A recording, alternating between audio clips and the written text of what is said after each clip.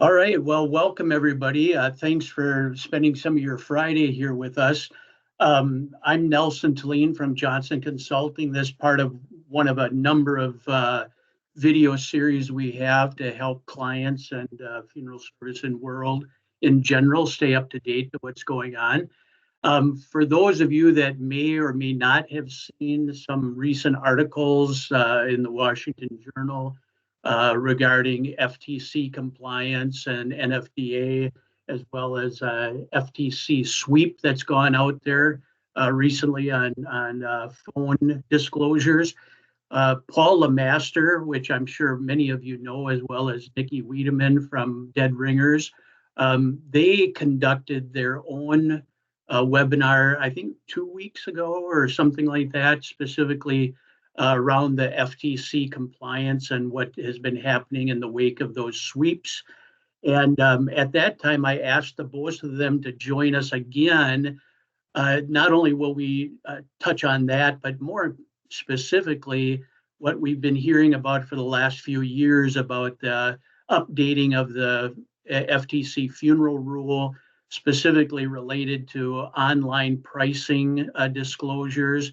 And Paul, if those of you aren't aware, Paul has participated on a number of FTC hearings in Washington. In fact, I believe, Paul, you were just in Washington last week, correct?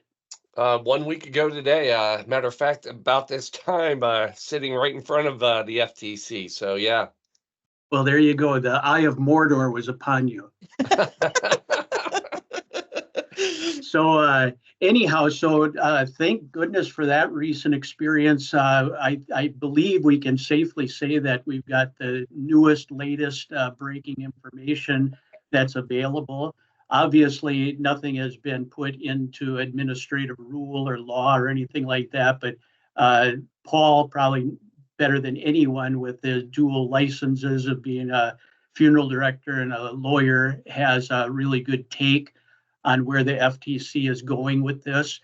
And then Nikki is here specifically so that we don't just wind everybody up and get everybody all nervous about what we think is going to happen, but actually provide you with some solutions to those impending issues or problems that we can imagine.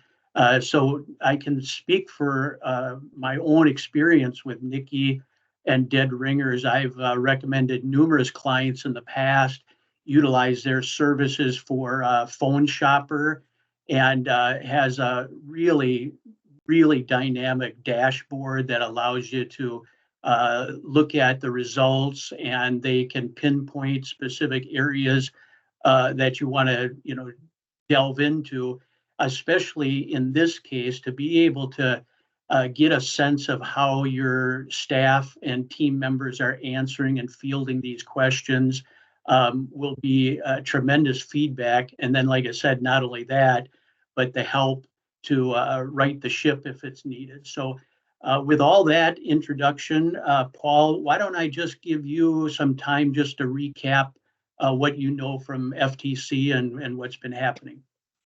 Okay. So we'll get into a lot of this as we go, but I'll do kind of an overview real quick just to let everybody. I think the biggest question that people have right now is, are we going to see an update in the funeral rule? And I mean, look, it's the first question, I had when I went to the FTC a week ago. I said, hey, is this thing still on, or, are we? And and it was a kind of a resounding yes. It's here. It's going to happen. I can tell you we've kind of been shuffled. If you go back 6 months ago, when I talked to the FTC, their goal was to put something out in the first quarter of this year of 2024. Obviously, a few things have happened, so that it kind of got delayed. I will tell you, when the Times, when the New York Times and a Wall Street Journal published those two things with the involvement, I mean, the FTC was in both of those articles, really thought that it was getting teed up. But in discussion with the FTC, they are really pushing some other things to go through first. One is the junk fee rule. One is the non-compete rule. Both of those are kind of getting fast tracked. So we're probably going to see those first.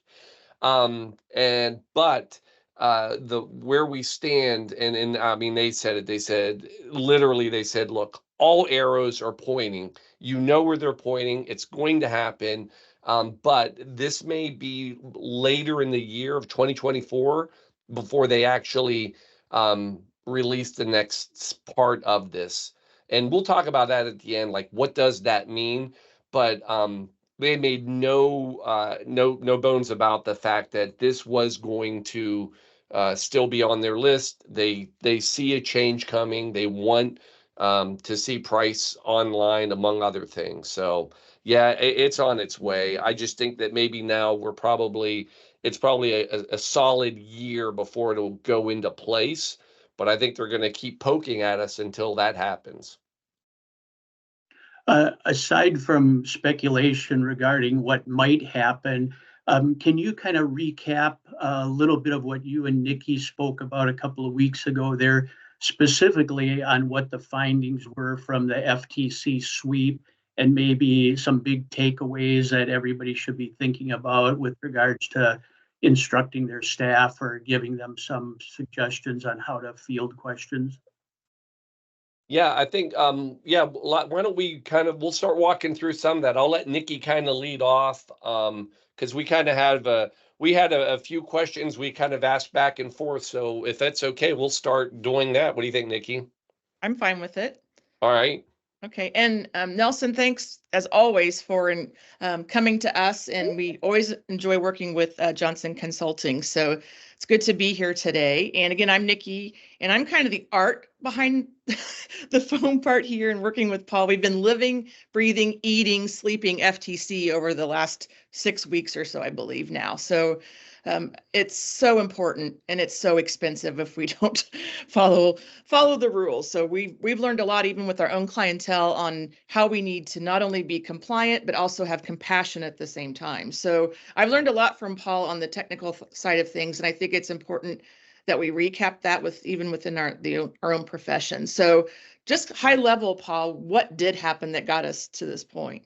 Yeah, so and Nelson, to your thing too, one of the things that was going on is as you said, we're in the middle of this funeral rule update, and the what's kind of ironic about this is there were hundreds, thousands of people that commented, and as you can imagine, there are people against the changes, and there are people that are for it. The biggest push is the consumer side. They want more disclosures. They want transparency online. What the ironic irony in this all is on the professional side, our side, we made a lot of arguments like, hey, consumers don't shop online. And, even if they want a price, all they have to do is call us. And a lot of these arguments actually got turned on us. So one of the funniest ones, in my opinion, was the fact that we said, look, they don't even shop online. So even if we put prices online, people don't go look at that anyway. The FTC, they said, oh, okay. Then if they're not going to look and nobody cares, then just put them online. Like, what's the big deal? And then when we said, well, more and more people are already putting pricing online, well, then great. Then everybody should do it online. So the FTC is really good at kind of not spinning our arguments, but saying, okay, if that's true, then why not this? So the last one, the argument that a lot of people said is, look, this is unnecessary because all a provider or a funeral consumer needs to do is call a funeral home. All they have to do is call, and we already have to give pricing. Well, okay, challenge accepted. And the FTC said, fine, we'll test your argument and we will go ahead and call. And they called 250 funeral homes. 39 funeral homes failed. They called, they said, hey, tell me how much cremation is. And we failed. And just so why this is a big deal, I'm kind of going to the next one here is like, why is this a big deal? For years, we have been shopped in person by the FTC. We have a consistent rate of about 80 compliance. It's gone as low as 70%. So that's 20 to 30% quote failure rate. Now, when this happened, a lot of people, associations included, said, hey, 20% failure rate, 40 out of 250, that's kind of where we always are. That's the consistency, right? Here's the problem with that argument. The FTC expects the compliance rate to be like, I don't know, 100%. Like they said, look, if you've got one bad apple, like literally one, so it's, 1 out of 100, all right, we'll talk. But it's hard to go. I always say this. If you ever went to a courtroom and said, Your Honor, look, I only murder about 20% of the people that I meet. Like, it's not that bad. Like, I'm not breaking the law all the time. I'm only like breaking the law 20% of the time. Horrible argument, and the FTC doesn't like it. And this telephone sweep did nothing to impress them. They were very distraught that it was that high of a failure rate just for somebody calling and saying, how much is a cremation? Yeah, it's really top of mind right now, but is this kind of new to us, what we're going through right now? And thank you. And it's not. I mean, we've known about telephone shoppers forever. The fact that we kind of always say people don't shop by price or they don't shop on phone or website or whatever. The truth is it's been out there for a long time. Matter of fact, in 2009, the FTC issued an opinion because we as again, as a profession industry, we were getting shopped by Everest Funeral. Nelson, I bet you know who Everest Funeral, and I'm not poking it at them, but Everest Funeral would call Funeral and say, hey, we want your prices.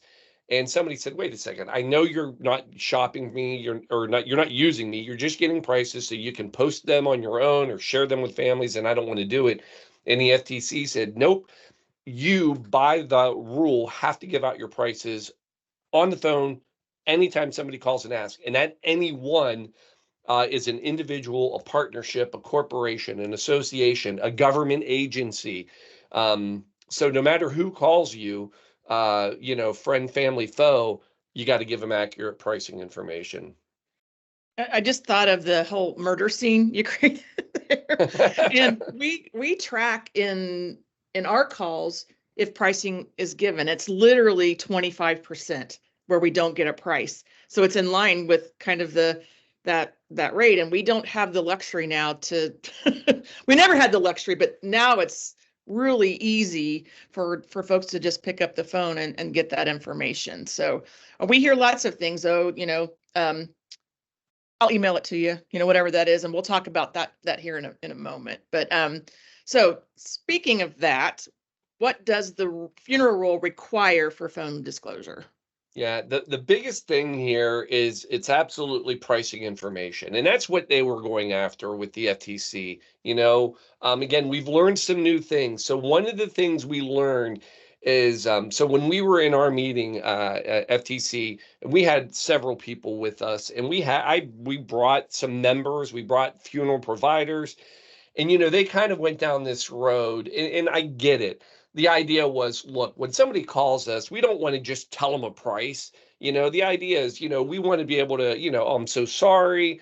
Now, let's be clear. We know on the dead ringer side, you don't say, I'm so sorry for, what you're going through. But in a big umbrella, that's what we want to say. And, we just don't want to give out pricing info. We want to talk to them. Is it at need? Is it, are you just shopping? And, all of these things.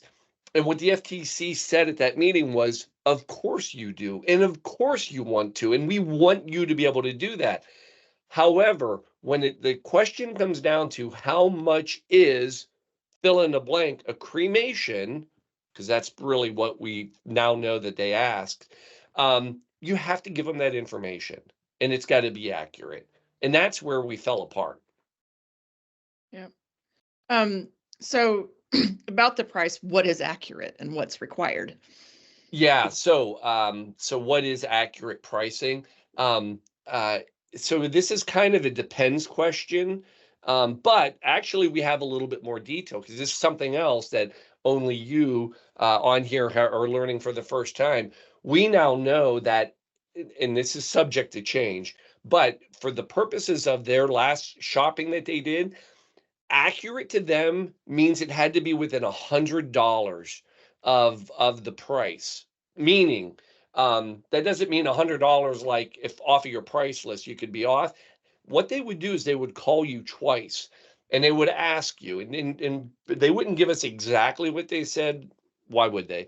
But they did say that they tried to ask a repeatable request, meaning they would call and say, hey, I would like to know how much is cremation, or I want to know how much is direct cremation.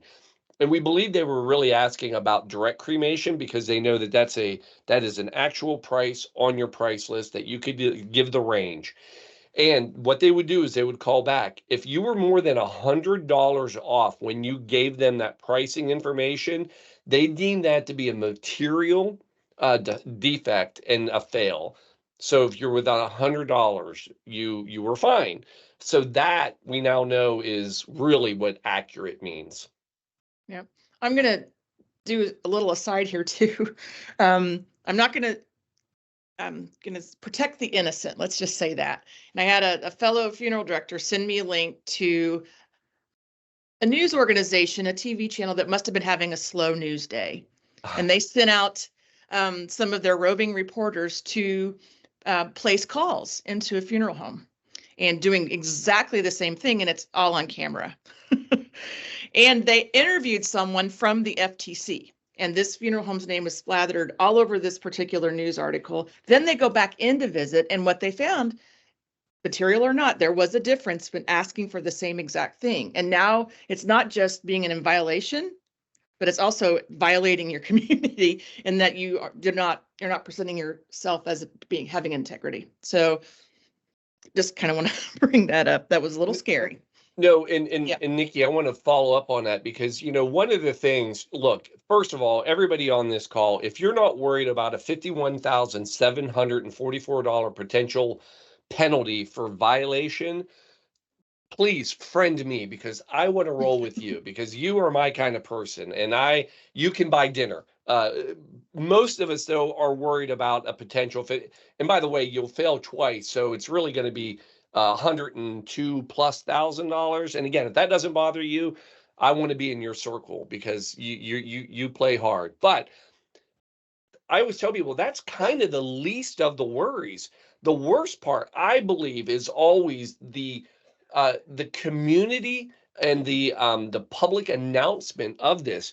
One of the things, and we've pushed the FTC, everybody historically, this is another thing that we've learned just from this last trip. If you go back even 10 years, if there were a violation, they would never say, originally they wouldn't say who violated.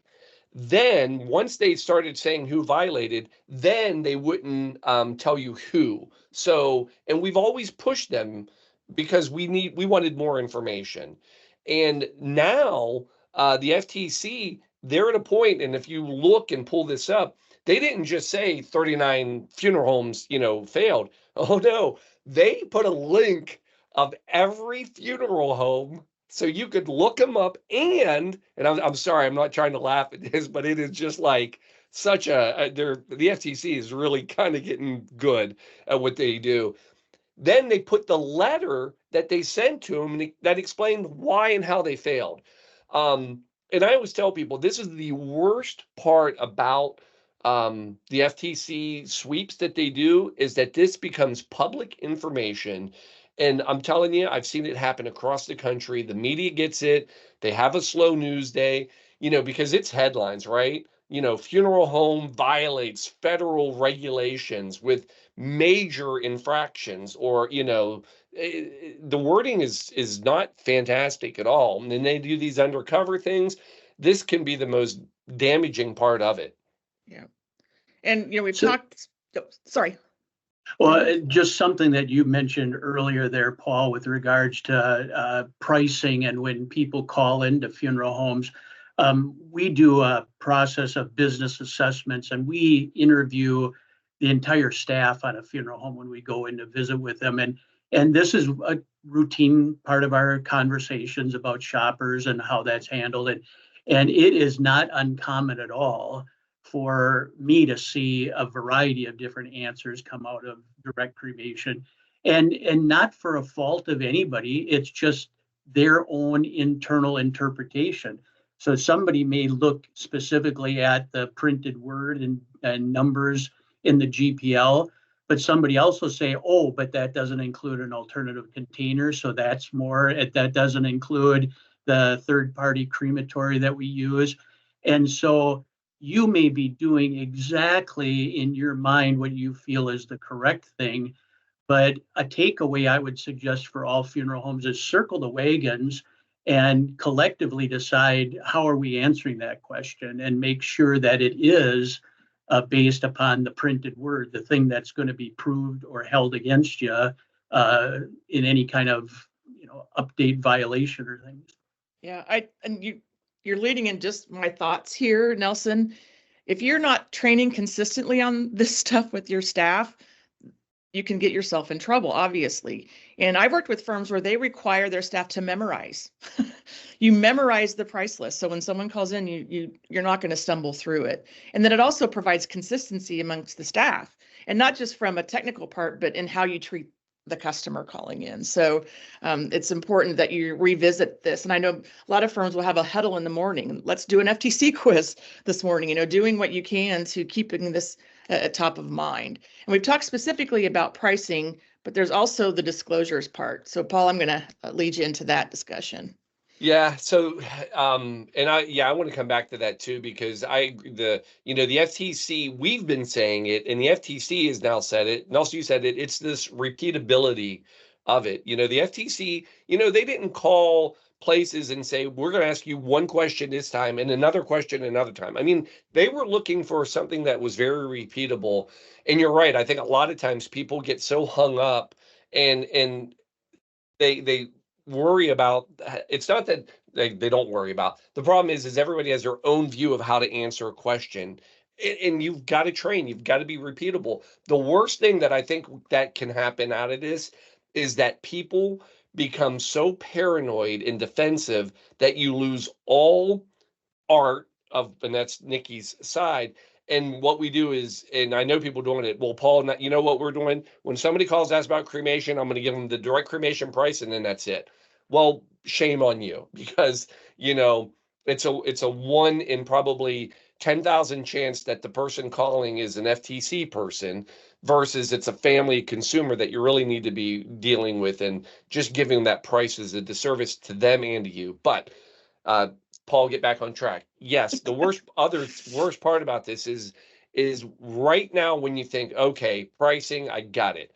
I'll do it. And I won't just do direct cremation. I'll train it. I'm ready. Now I'm good. No, because the FTC doesn't just call and worry about the price information. The problem is that we have a bunch of other disclosures that you have to be prepared and know the answer to, including embalming charges, casket, if it's required, not required, which it's not, alternative containers. So all of these other items are potential disclosure issues that you have to be aware of. Now, do I think the FTC is going to call up and say, hey, do I have to buy a casket for cremation? I don't think they are. The problem is that when they start talking about direct cremation, we can create our own issues. And by the way, I have a lot of people that get in trouble with the FTC because they create the problem. Great examples, as a shopper comes in and says, hey, I want to talk to a director about cremation. And then the person there says, well, there's nobody here right now, but hey, can I tell you? I mean, do you want to know price? And then we give them a price, and we don't give them a price list. We've stepped into the failure.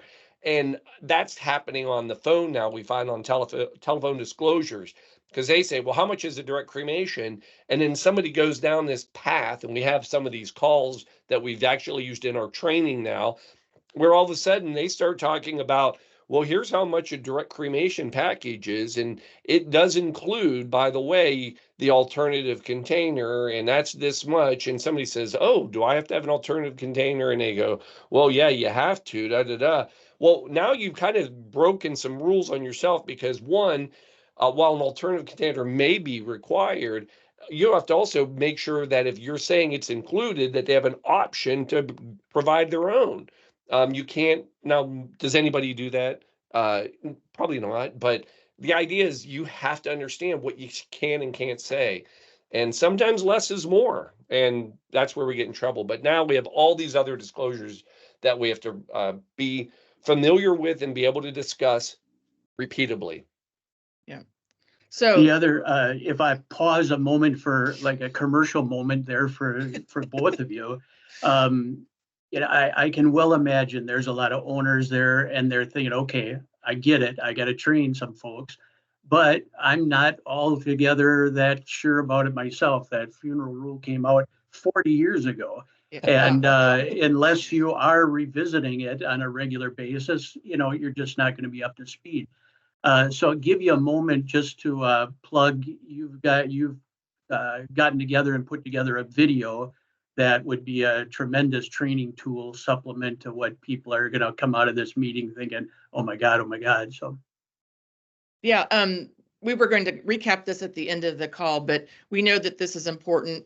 Back in the day, I sat in some meetings where it was like the training videos of the 80s on how to present the FTC. There's nothing up to date. So we felt that it was our goal and our mission to create something out there. And so we will have, it's about an hour and a half training in detail about all of these things. And if you go to our website, it's deadringers.co/FTC. You'll have an opportunity to order that. It's just $99. I think that versus $51,744 is quite a gap there. And we're going to continue this series and even provide scenarios. So we, actual role play around, some of the conversations, then you'll have that as well to lean on. But we have quizzes involved in our offering here. So definitely it will be a good resource to all of your staff and also keeping everyone consistent, as we mentioned. So thanks, Nelson, for bringing that out. So absolutely. And in fact, Claire from our offices will be sending out links for recording for everybody here that, you couldn't have the whole staff circle around to monitor. There will be a link to a recording for this, and also included in that will be information about the video that Nikki just explained. Thanks. All right, so we talked about things we can't require around providing prices. What are some things that we can do here, Paul?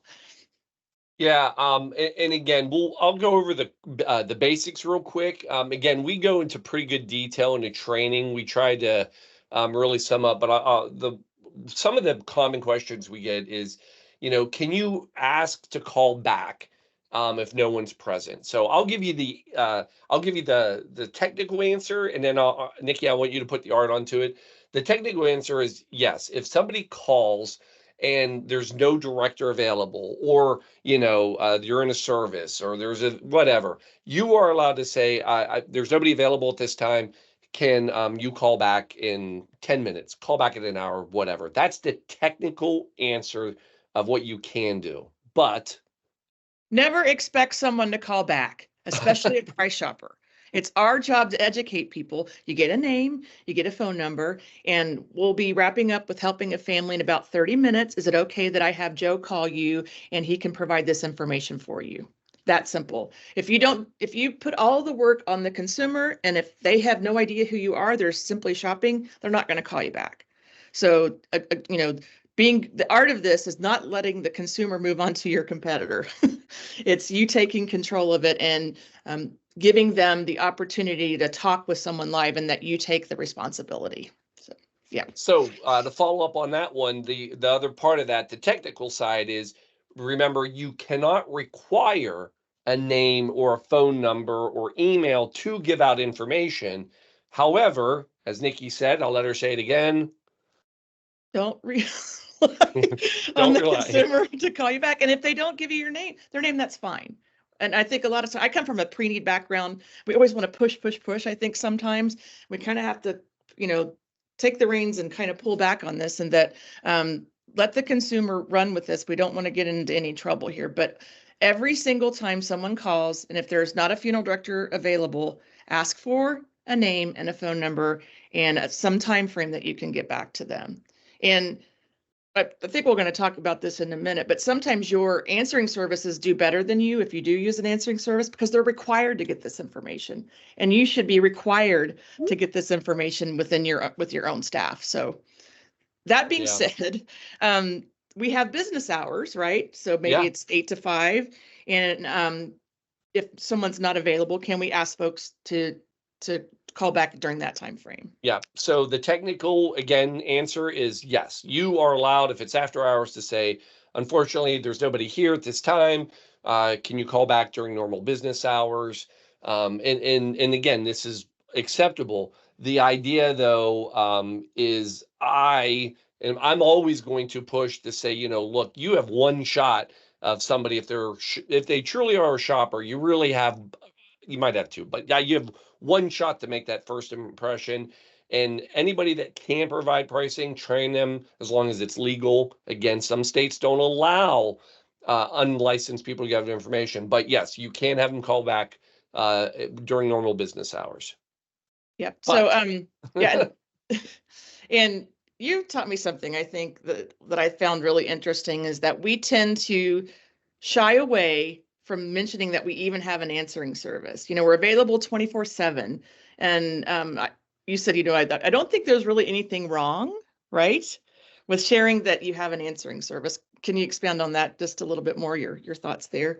Yeah, I agree. And it is funny because I believe one of the things that happens is we're so protective. We call, and again, I hear them on dead ringers all the time. And we never want to say, oh, hey, this is the answering service, or but in truth, that's not a bad thing. That's a legitimate thing that people accept in business, and sometimes. Again, sharing that and being honest about it and saying, hey, this answering service, I can get a hold. And that's what I would always recommend is have your answering service be willing to say, this is the answering service. However, if you have a question right now, I can get a hold of a licensed director and they can call you right back. Can I get your name and number? That's a great solution because then hopefully you can, still make immediate contact. But yeah, this hiding of answering services, I think sometimes can create more problems. Yeah. And I would also shop your answering service to see how they're taking your calls. That's something that we suggest. And I know a lot of you pay a lot of money to these services, so they should be there to partner with you on these particular things. So, all right. So kind of away from the phones, can you just email or mail someone a price list if they ask for prices? Yeah, so we actually know specifically from the FTC that this is not allowed. This is a violation. The idea is you can supplement the information. In other words, if somebody says, "Hey, I want to know how much cremation is," you can say, I'll be glad to give you this pricing information. I can also email or send it to you as well, but you can't substitute the information. If somebody chooses to call you on the telephone, that is where you have to meet them and give them their information. Again, I think it's a great, follow up. We've talked about it. You should encourage it. It allows another connection.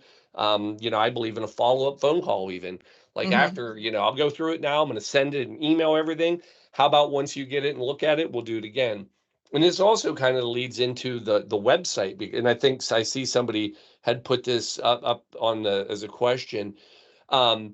The idea on the website, and this is where we're headed, right? Is this, everybody believes we will be at a point where pricing will be online. So at that point, can I just say, hey, my prices are online, just go look, here's the website? And the short answer is no. You cannot substitute what they're asking. You can supplement. So that means if you want to say, hey, have you been to our website yet? No, I haven't. Well, if you go to our website, I can walk you through some of this information. Now, if they don't want to do that, you have to give them the information. And even if they do want to go to your website, and that's where some of the violations, some of the calls and what we see are people are quick to say, hey, I can actually email or I can, our prices are online. Do you want to go look? Well, at that point, if they say, oh, okay, great, I'll go do that. And then they'd leave and you haven't given them any other information, that's a fail. So we always want to make sure it's a supplement, not a substitute.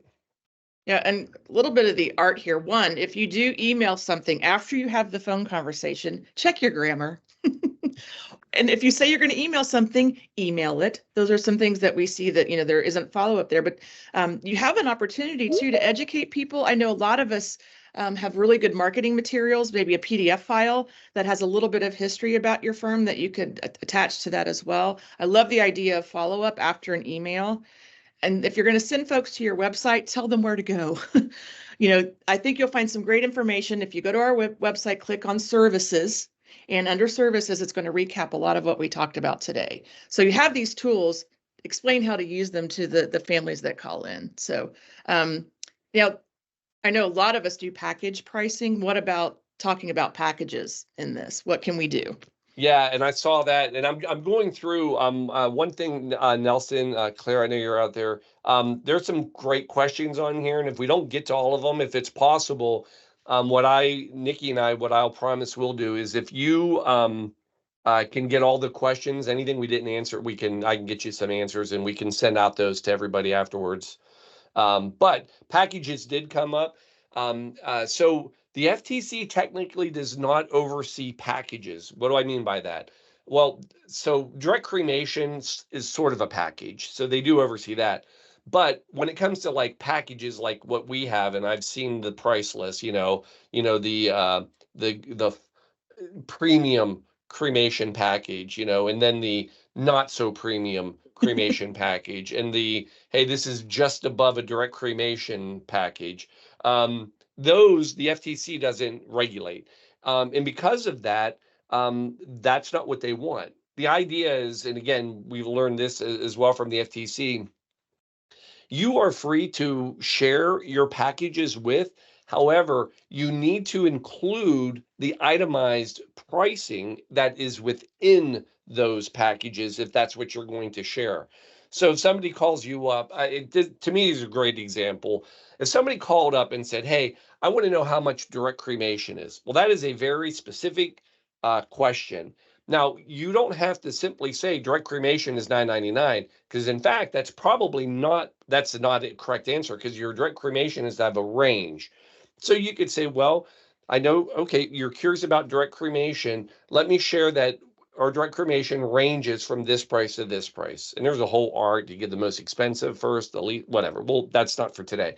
But the idea is then after that, you can say, now, I noticed you said direct cremation. We do have other cremation options available. So you can kind of get there. Now, the different question is if somebody called up and said, hey, I'm curious how much cremation costs. Well, that is a big, broad, wide open envelope, right? And I don't even, that again is why you have training. My immediate thought would be to follow up and say, well, we have a lot of options when it comes to cremation. Do you have any specific thoughts of what cremation means to you? Again, we're open-ended questions. And if they say no, they may say, no, I'm just looking for something cheap. Well, we have ranges. But if you decide to go down the road and say, well, actually, we have several cremation packages, can I explain those to you? And they say, well, sure. Well, what you have to do then now is say, well, one of our cremation packages, for example, is this one. Now, it includes a removal fee. It includes, and you'd have to go through those items so that they understand. It is. Paul, that sounds like a lot of work. Yeah, welcome to death care. We have a tough world that we all live in, and it is hard, but that's why you have to train and be ready. Yeah.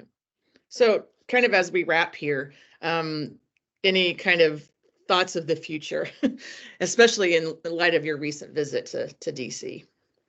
Yeah, I think one of the biggest things we know now is it is based on everything we've heard, it's going to happen. When's it going to happen? If I had to do a timeline, I would say that I think during this year, they are going to give us, so the next phase is what's called a notice of proposed rulemaking, the NPR. And what that is that is the actual rule that they say, this is it. Now, after that, they would give us probably 60 days to write our comments. What the FTC said is that they would also probably have either maybe another workshop, which we already had, where they bring in some people to say, hey, what do you think? And are there any other edits? So I think there'd be a few more things that would go through, and then there would be a time period where they would take all those comments, all the things they've learned, and then would make any final adjustments to the proposed rule.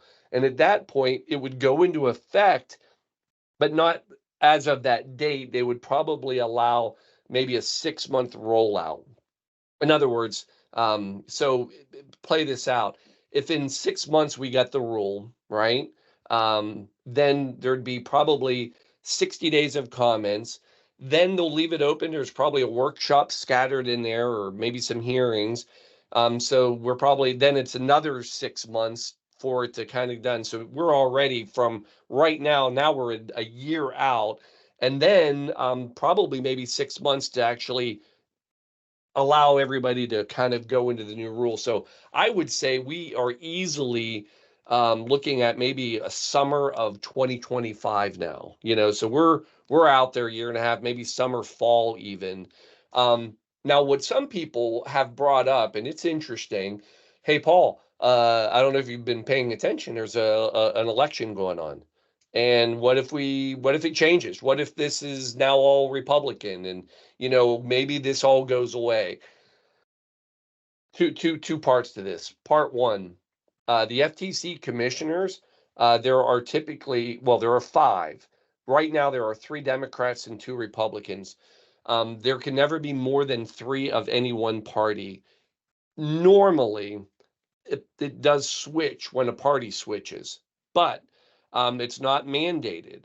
They have 7-year terms, and they're staggered so that it always does. So sometimes we've had Republican led FTC commissioners during a Democratic term and vice versa.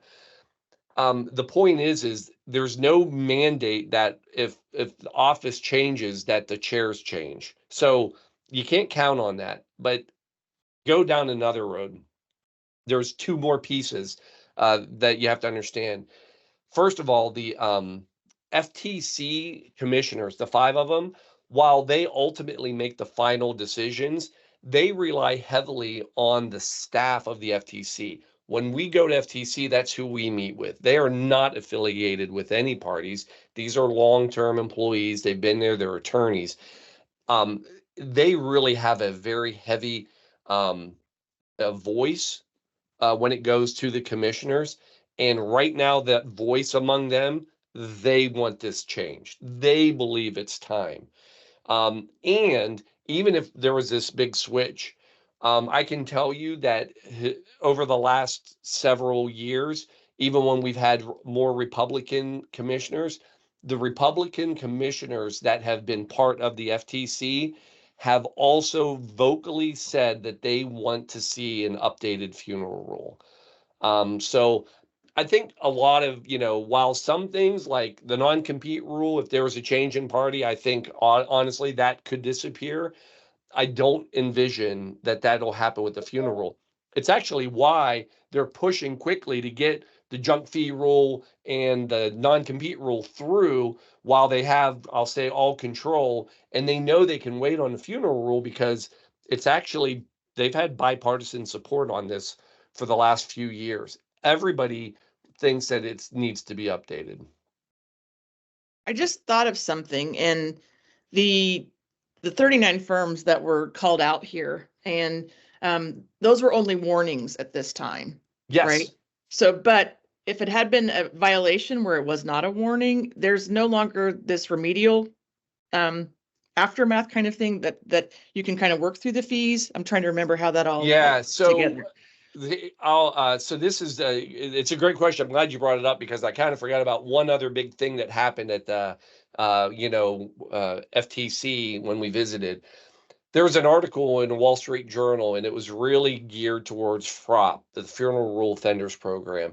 Historically, since 1990s, we, the funeral profession, have had basically not a get out of jail free card, because it wasn't free, but the idea was if you violated the funeral rule, you could enter the Funeral Rule Offenders Program one time and to try to, take some action so that you didn't have an issue going forward.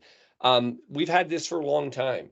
And the Wall Street Journal basically said, hey, this isn't fair. It's what is it? The fox watching the hen house kind of an idea. We're self-regulating and we're allowing bad actors to stay in. Hey, look, whether you believe this, don't believe it, it doesn't matter. But what I can tell you is there is a belief within the FTC that the Funeral Rule offenders program is really not working.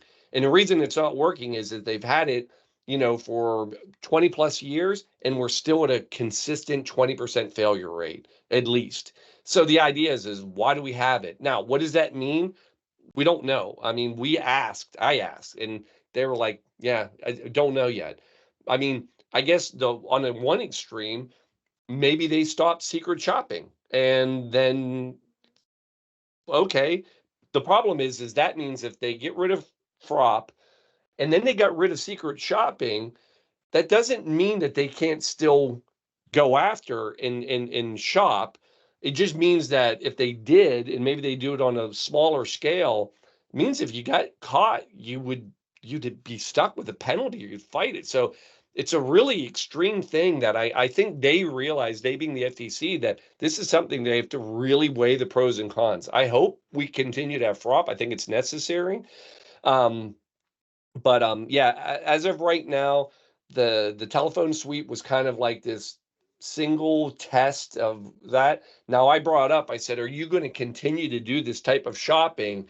I will just simply say that there were grins on faces, and they said, we can't comment on time, but you better believe they realized they found a very, very easy way to see if providers are compliant. And if the rule changes and there's online, I mean, think about it. They could literally pull up on a computer, have your price list and say, hey, how much is direct cremation? If you're not within $100 of what they see in front of them, you failed. It'll take seconds. I don't think we've seen the end of this type of shopping. I think this is the beginning. It's just too easy of a spot check. I tell you what, Paul, as we begin to bring this in for a landing, let's kind of go through the checkoff list. And one, I see Claire's been staying on top of it. And to your point, a lot of big, good questions are popping up that we just don't have time to cover them all. We will collect those. I would also encourage everybody on the line, if once the webinar ends, and you still have questions, or you're going to stand back and you're going to be visiting there in the funeral home for the next 20 minutes or so, feel free to write into Johnson Consulting and list out your questions. We do a variety of blogs, and you can register for that as well. But I can see this being a series of blogs to follow through a lot of alleyway kind of conversations there beyond what we've been trying to talk about on a high level here today. There will also be information coming out again about the video that Nikki talked about previously. There will be a recording link so you can circle the wagons and have everybody listen to this. And the last thing I guess I'd like to say, and Paul already mentioned this, something that Jake Johnson talks about a lot is don't let a challenge go capitalized upon. This obviously does look at, and for those of you that are around along as I have and remember the first time the FTC rule came out, kind of a watershed moment in the history of funeral service, and this is shaping up to be that as well. But I think there were things that the overreaction to some of this, you have a great opportunity to embrace this and stand out amongst the crowd, demonstrate your professionalism, your commitment to just doing the right thing. And I see that as I go out and interview people across the country. There is sometimes a little bit of an adversarial reaction to the whole concept of shoppers.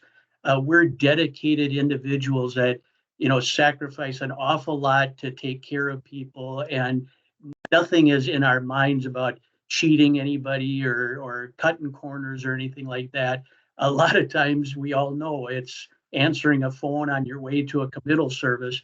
But again, take it for what it is. It's going to be some requirements, not unlike universal protection and everything that you have to do on a death certificate, but embrace it with the professionalism that you take on all these challenges, and know that if you do it at that level, you'll actually rise above the pack. I think this can actually be an enhancement to your competitive nature with those other people that are out there, and you'll rise above. But don't lack for asking questions. Don't suffer in silence. And like Paul will tell you, ignorance is no excuse. That's never going to work in a court of law. So be knowledgeable, be inquisitive, ask a lot of questions, and don't stop asking the questions until you're comfortable with the response. And so again, open the gateway to Johnson Consulting, send in every question you can think of, and we're more than happy to field them. And if we can't, we've got partners out there in the world like Paul and Nikki that we rely on heavily to get information when we don't have it at our fingertips. So once again, thank you everyone for joining us today. We had a tremendous turnout. It just speaks to how relevant and valid this conversation was to have. Thank you, Paul, for all the work that you do unknown to a lot of us, spending time in a lot of meetings in Washington. I'm sure is not necessarily the way you look to spend your day. And again, I can't but endorse Nikki any higher. She's been around in funeral service. I've known Nikki for a long time, and she really understands the dynamic that's happening on those phone calls. She's just not a person talking out in the wilderness there. She knows what it's like. She knows the pressures that are upon you when you're taking those calls and feeling like you got to do the right thing, but also somebody looking over your shoulder. So reach out, tremendous resource for training and dealing with anything related to your conversations on the phone. And not only just about whether it's a violation or whether or not you're going to caught, doing something wrong, but just to enhance your presentation. That when somebody calls you and then calls 3 other people, that they walk away thinking, man, those people from ABC Funeral Home, they were just so helpful and nice and accommodating. We've been spending probably the last 3 or 4 years with our clients talking about essentially a phantom funeral home that exists out there in the community. Roughly speaking, 16% of the call volume in any marketplace is susceptible and open from an NPS perspective. People that are open and looking for alternatives to maybe somebody they've used before or they've never had an experience. And that phone call is going to be that gateway first impression. So great opportunities, more than a challenge, it's an opportunity. So thank you all, appreciate it, and we'll stay in touch. Thank you so much. Appreciate the opportunity. Yeah.